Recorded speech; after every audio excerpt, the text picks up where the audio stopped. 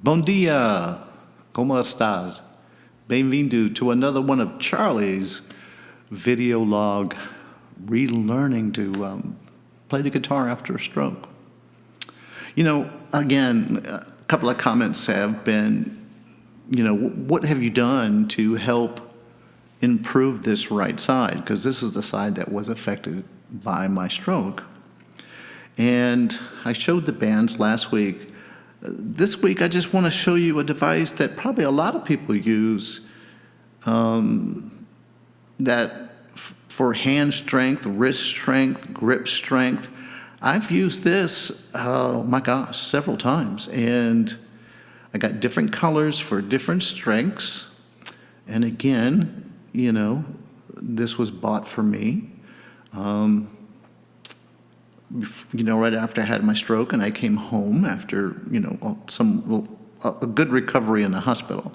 And my son Chad, again, he got me these, and they've been a wonderful gift, and I've been using them for a couple of years. And it's just a gripper, and you can exercise each finger. Hardest one was for me is this pinky, and it still is. And the fingers still like to venture off on their own journey, but this, again, has helped me with relearning to play guitar again. You can just feel it. I mean, I can just feel it right here in my wrist. So another tip, very, very helpful, and it did a lot. It did a lot in my improvement. Because when I first started, I really couldn't even hold a guitar pick. And that device helped me to hold this guitar pick, which is a big deal. Anyways, that's kind of my tip for the week. I hope you thought it was helpful. This week was unusual. What I practiced, I remembered an old riff, or I don't know, I guess maybe they call it a motif, that I used to play years ago before my stroke. And I don't know, I was just playing around, and then I kind of remembered the riff. And I said, let me see if I can play this. So I've been working on it all week, and it kind of goes like this.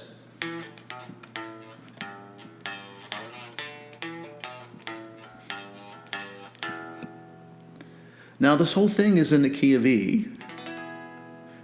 So basically using the E minor pentatonic scale with some notes added, especially like when you see, that's a kind of a neat little sound, And of course you can play it in other places.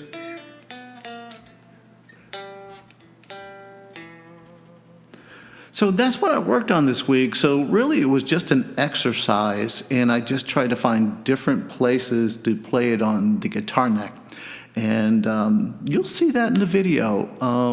And I hope you find it helpful. It was fun to work on this week. Added some distortion to the guitar and kind of maybe like a 70s kind of rock sound, but I hope you enjoy it. It was a fun practice this week. It was good to have that memory, of this old little riff I used to play.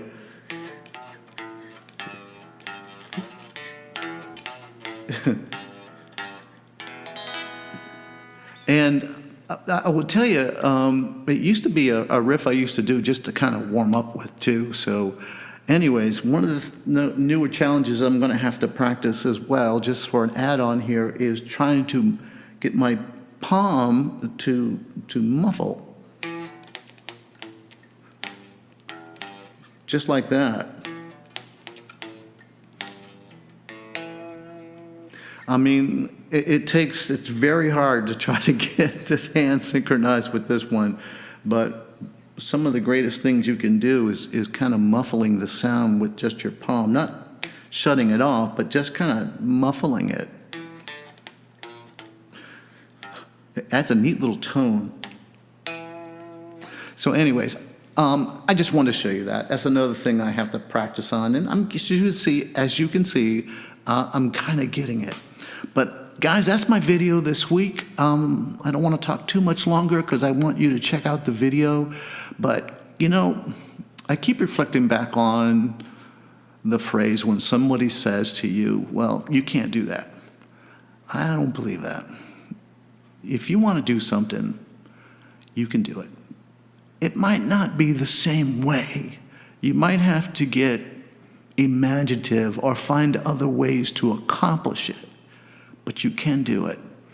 So all my stroke buddies, my stroke friends, my stroke recovery, or whatever kind of recovery you are going through, I wish you all the best, and I hope you enjoy this video, and I hope you enjoy the music. And leave me a comment. Subscribe to the channel. I would love for you to subscribe, leave a comment, share your story. Tell me some of your exercises, tools that you're using to help with your hands to do things. I'd love to hear from you.